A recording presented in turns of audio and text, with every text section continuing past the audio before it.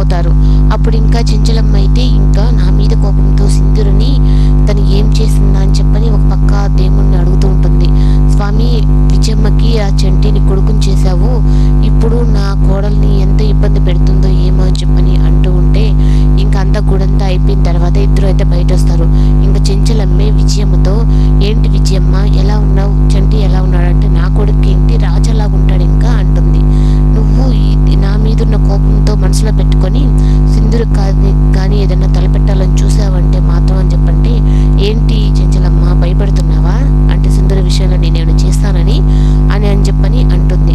అప్పుడు ఇంకా అలా అయిపోయిన తర్వాత తను ఇప్పుడు నీ కొడుకుని ఈరోజు నీకు తేలింది, ఒకవేళ రేపు చంటి నీ కొడుకు కాదని తెలిస్తే అప్పుడు నీ పరిస్థితి ఏంటో ఆలోచించుకో అని చెప్పని చెంచలమ్మ అయితే అనేసి వస్తుంది. చంటి అయితే ఇంకా తనని పెంచిన తల్లి ఎలా ఉందని సత్యవతమ్మ కాడికైతే వెళ్ళిన తర్వాత ఇంకా సింధూరుకున్న డౌట్స్ అన్నీ ఆమెను అడిగి క్లియర్ చేసుకోవాలని చెప్పని తను కూడా అయితే వెళ్తుంది. అప్పుడు ఏంటమ్మా ఎలా ఉన్నావు అంటే బాగున్నాను అని చెప్పని అంటాడు. అప్పుడు సత్యవతిని అయితే ఇంకా సింధూర తను నిజం అడుగుతుంది. నిజంగా విజయమ్మ గారు కొడుకైనా చంటి అని చెప్పి అనడంతో ఇంకా సింధూర ఏంది ఇలా మాట్లాడింది అని చెప్పని ఒక్కసారిగా అయితే తను షాక్ అయినట్టు మాదిరిగా ఉంటుంది.